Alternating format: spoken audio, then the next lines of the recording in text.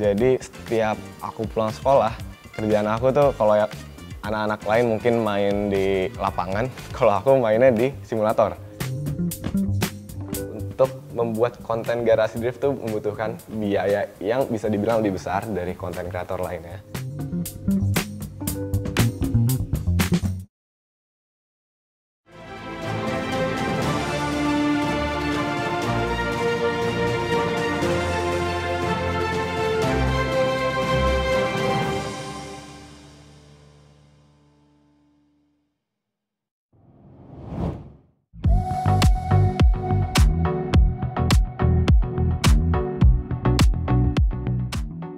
Oke, nama gue Ziko Arnadi. Gue merupakan konten kreator di dunia YouTube dan juga drifter profesional. Oke, awal suka drifting pertama kali dari pengaruh kakak-kakak gue. Jadi kebetulan aku 3 bersaudara nih. Aku paling kecil. Dan pas masih kecil tuh suka ngeliatin kakak-kakakku latihan drifting. And then selain itu, pengaruh terbesarnya juga dari game Gran Turismo. Jadi pas masih SD tuh aku sering main game mobil-mobilan. Dan dari semua motorsport yang ada, mulai dari balapan, rally, sampai ke drift, yang paling menarik perhatian tuh drift. Dan dari situlah aku tertarik banget sama drifting. Pertama kali belajar drifting itu dari umur 10 tahun. Cuman waktu itu masih di simulator Gran Turismo itu. Jadi setiap aku pulang sekolah, kerjaan aku tuh kalau ya anak-anak lain mungkin main di lapangan, kalau aku mainnya di simulator. Dari situlah aku otodidak belajar sendiri drifting dari umur 10 tahun. Dan di umur 12 tahun kebetulan kakak aku beli mobil baru. Jadi ada satu mobil yang nggak kepake. Dan mobil itu didedikasikan untuk aku. Dan karena udah ada basic di simulator, pada saat pertama kali nyoba drifting umur 12 tahun di dunia beneran, langsung bisa. Gitu.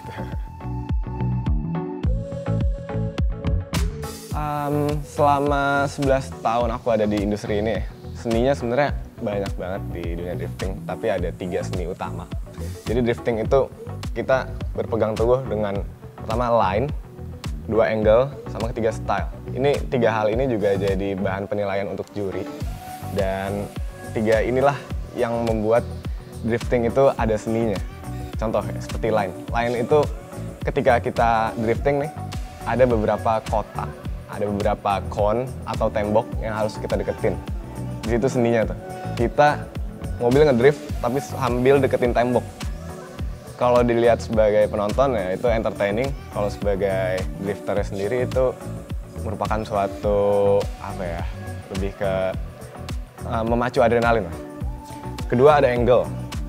Semakin gede angle-nya itu semakin berseni. Kalau angle kecil mungkin itu bisa dibilang masih beginner. Kalau angle udah makin gede setiap ngedrift itu seninya makin tinggi. Dan yang ketiga style.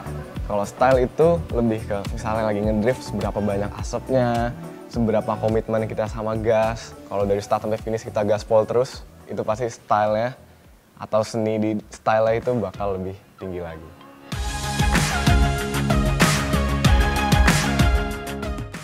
Berapa kali naik podium selama drifting? Jujur aku rada lupa sebenarnya. Karena aku drifting tuh udah dari tahun 2014 untuk pertama kali ikut event. Tapi yang jelas untuk tahun ini, dari 4 kejuaraan drifting, aku 4 kali naik podium.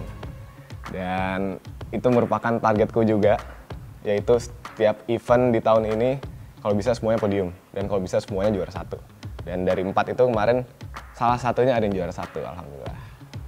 Kalau di dunia otomotifnya sendiri, achievement kita ada beberapa achievement. Mulai dari YouTube-nya Garasi Drift, konten-konten yang kita bawain juga. Kayak kemarin kita ada road trip ke Mandalika, di sana pun juga aku drifting di Mandalika. Dan itu merupakan achievement yang paling berharga aku juga. Karena gak semua orang bisa drifting di Mandalika, gak semua YouTuber itu dapat privilege di sana, tapi Garasi Drift bisa kolaborasi sama Mandalika untuk bikin konten dan drifting di sirkuit Mandalika. Mobil favorit kalau drifting, yang pasti ada di sebelah aku nih. Ini mungkin kalau yang nggak tahu ngelihatnya ini mobil Amerika kali ya, karena depannya kayak muscle car. Tapi ini sebenarnya adalah Nissan Silvia S14 Pokoknya mobil yang paling favorit di keluarganya Garasi Drift ini termasuk aku adalah Nissan Silvia pastinya. Karena Nissan Silvia ini mau di Jepang, mau di Amerika, ataupun di Eropa, kejuaraan-kejuaraan internasional, Silvia ini yang paling banyak juara nasionalnya atau juara umumnya. Dia yang paling enak untuk dipakai drifting, sasisnya itu ukurannya pas, ringan, dan engine bay-nya gede, jadi dimasukin mesin apapun tuh muat gitu. Mau mesinnya pakai mesin Bugatti yang W16 tuh muat pasti. Dan karena Silvia bentuknya keren juga, jadi aku juga suka. So, dari 3 bersaudara, kita untuk drifting, tiga-tiganya pakai Silvia. Kalau untuk mesin sendiri sebenarnya nggak ada spesifik favoritnya apa. Yang jelas aku butuh mesin yang nggak ada turbolagnya. Jadi dari RPM 0 sampai RPM 7000 itu powernya ngisi terus. Itu yang dibutuhin sama drifter-drifter kalau mau ngedriftnya tuh enak. Kalau kita ada power lag nih, misalnya nih si mesin baru bekerja di 3000, itu akan susah. Abis kita narik rem tangan kan itu pasti RPM bakal turun. Naikinnya lagi susah. Jadi aku prefer mesin yang dari 0 sampai ke RPM tinggi itu ada terus tenaganya. Dan selama aku udah pakai beberapa mobil drift, mesin yang tenaganya ada terus itu ya emang 2JZ. Jadi bisa dibilang salah satu favoritnya 2JZ. Tapi bukan karena itu mesin Toyota, tapi karena mesinnya RPM-nya stabil. Harapan ke depan untuk kultur drifting pastinya berkembang terus, harapan gue. Gue pengen drifting di Indonesia ini bisa lebih dikenal masyarakat luas, terutama masyarakat Indonesia sendiri dan juga masyarakat internasional pastinya. Karena gue percaya skill para drifter, mobil-mobil para drifter Indonesia ini gak kalah saing sama drifter-drifter dari luar. Kita bisa berkompetisi, kemarin bahkan Amandio bisa juara 1 di D1GP ngalahin drifter-drifter Jepang. Pokoknya kalau urusan skill nggak usah diragukan lagi.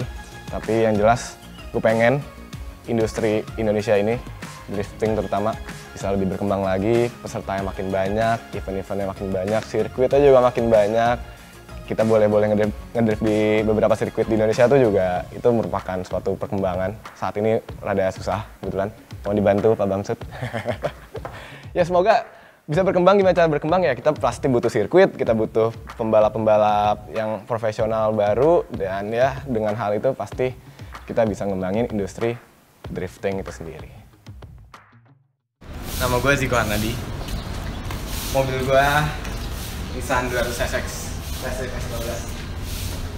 Pertama kali gue bawa mobil ini pas gue umur berapa ya? Umur 12 tahun. Ziko adalah adik gue dan kita berdua lagi bikin channel YouTube modifikasi yang namanya Garasi Drift.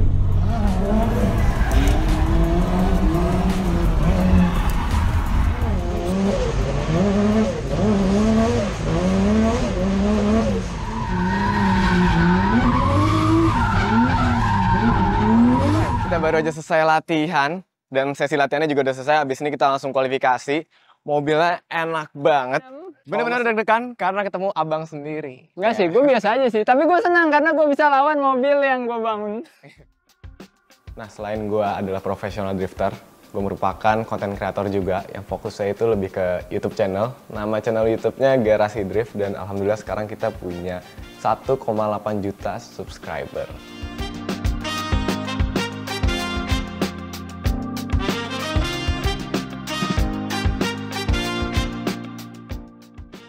Oke, untuk sejarahnya sendiri sebenarnya aku dan Dipo sebagai founder dan co-founder itu awalnya iseng doang. Jadi kebetulan kita di tahun 2017 lagi suka banget nonton YouTuber modifikasi, YouTuber drifting dari luar negeri. Dan di saat itu kita kepikiran nih, kenapa nggak kita bikin aja di Indonesia? Karena di saat itu di Indonesia baru ada Motomobi, Fitra Eri yang fokusnya itu ke mobil biasa. Belum ada yang ke mobil modifikasi ataupun drifting. Nah, disitulah awal isengnya tuh dimulai. Kita cuma pakai HP doang awalnya. Cuman iseng-iseng aja nih, nggak tahu nih kalau bakal bisa se-happening ini. Jadi kita ambil video pakai HP, videonya pun juga voice over, pembawaannya masih datar semua. Dan alhamdulillah di video pertama tuh langsung lumayan booming lah. Bisa dibilang waktu itu dapat views 10.000-an. Dan dari situlah mulai semangat, kita upgrade ke kamera. Selama berjalan Garasi Drift tuh ada beberapa improvement dari segi pembawaan ataupun dari segi kameramennya. Dan untuk struggle-nya sih ada beberapa tantangan pasti ya. Yang pertama, maintain kontennya itu susah karena kita kan fokusnya nih di modifikasi dan juga drifting. Dua hal itu membutuhkan modal yang besar pastinya. Kita modif mobil, ganti mesin harga berapa? Kita drifting, bensin harga berapa, ban harga berapa. Untuk membuat konten Garasi Drift itu membutuhkan biaya yang bisa dibilang lebih besar dari konten kreator lainnya. Dan disitulah tantangan terbesarnya Garasi Drift. Suka dukanya pastinya lebih banyak sukanya ya. To be honest, aku emang suka terkenal gitu. Dan pastinya dengan jadi konten kreator, dengan jadi YouTuber, fame pasti meningkat. Tapi karena fame meningkat itu pun juga kadang kita di tempat umum jadi bukan manusia biasa. Ada lagi di cafe banyak waiters ngajakin foto. Kita privacy ada kurang di situ, tapi ya aku oke-oke aja, itu bukan suatu hal yang kontra bagiku. Dan plusnya lagi ya pasti lebih mudah untuk membuka link baru. Misalnya aku mau kerjasama sama konten kreator di Jepang, itu possible karena aku udah sebagai konten kreator juga. Kalau aku bukan siapa-siapa kan susah untuk ngeraih hal itu. Achievement terbesar pastinya di dunia YouTube juga, yaitu mendapatkan subscriber 1 juta. Kalau di YouTube itu kan 1 juta dapat God Play button. Dan itu merupakan achievement yang paling berharga bagi Garasi Drift, walaupun sekarang udah 1,8 dan kita nih sekarang bisa dibilang YouTuber otomotif nomor 3 dengan subscriber terbanyak. Itu juga merupakan achievement yang menurut kita membanggakan banget karena marketnya Garasi Drift ini kan beda dari otomotif lainnya. Kita fokusnya ke modifikasi sama drifting ya, which is marketnya lebih kecil kan. Tapi dengan market yang kecil dibandingin dengan market YouTuber lain, kita bisa achieve nomor 3 di keseluruhan channel otomotif di YouTube. Itu merupakan achievement yang menarik juga. Dan apalagi ya? Oh, yang di Garasi Drift kita ada beberapa kerjasama sama brand-brand yang kita nggak expect itu terjadi gitu, kayak misalnya dengan MGPA atau Mandalika GP kita bisa kolaborasi, bikin konten kemerdekaan di sana. Itu bukan hal yang mudah untuk dilakukan, tapi dengan adanya Garasi Drift kita bisa meraih achievement tersebut.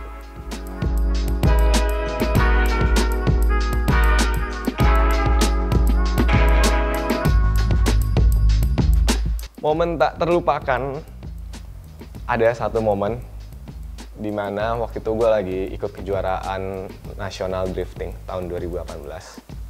Di hari yang sama, ayah aku juga lagi ulang tahun. Dan di hari itu, aku podium nomor 1. Plus Garasi Drift meraih 100.000 subscriber. Jadi itu satu hari, achievementnya bertubi-tubi gitu ya. Juara 1 di drifting. Di kontennya sendiri kita kebetulan pas banget nih lagi dapet 100.000 subscriber dan itu jadi hadiah ulang tahun untuk ayah tercintaku. Juara 1 untuk kelas rookie di Kejurnas Super Drift 2018. Selamat dan tepuk tangan yang meriah untuk Zuko Armadi. Jadi ini mengulangi kejadian 5 tahun lalu, sekaligus ini adalah kado ulang tahun buat bokap gue. Kebetulan di hari itu bokap gue lagi ulang tahun dan subscriber 100.000. Pesan untuk orang-orang yang mau bikin konten otomotif, sebenarnya banyak sih. Kalau dari segi kontennya sendiri, harus bisa manfaatin platform yang lagi naik sekarang. Contoh kalau sekarang ini kita lagi dikasihnya tuh pasti video-video pendek ya. Di Instagram ada Reels, di TikTok ya video-video TikTok. Kalau di YouTube itu kan Shorts. Nah ini algoritma yang lagi naik banget, jadi kita harus manfaatin ketiga video pendek ini nih. Kalian kalau bisa bikin konten yang informatif, yang menarik, yang entertaining, yang berhubungan sama otomotif, dan kita post di ketiga platform video pendek itu. Kenapa? Karena ya emang yang lagi dinaikin itu, kita harus tahu situasi juga nih. Kalau sekarang, soalnya kalau kita mau bikin video YouTube yang normal, yang 10 menit, 20 menit, yang videonya horizontal, itu lagi lumayan susah juga. Struggle-nya tuh berat. Jadi untuk jadi YouTuber itu, sekarang ada shortcut-nya yaitu video shorts, kalau bisa manfaatin platform tersebut. And then, kita juga harus improve pastinya. Walaupun awal kita ngomong nggak bagus ya, maksudnya gaya ngomongnya tuh datar atau apa. Tapi kalau awal itu nggak dimulai ya nggak bakal mulai kita. Jadi pokoknya mulai dulu di awal tapi pakai improvement juga. Dan yang terakhir jangan lupa konsistensi. Karena kalau nggak konsisten, Garasi Drift juga nggak bisa ngeraih 1,8 juta subscriber. Kita itu ada budaya perusahaan sendiri, yaitu kalau bisa kita continuous improvement dan juga selalu upload video seminggu sekali atau bisa dibilang selalu konsisten lah. Jadi dengan dua hal itu menurutku semua orang bisa jadi YouTuber otomotif atau konten kreator otomotif, bahkan mungkin bisa melampaui Garasi Drift yang ada sekarang.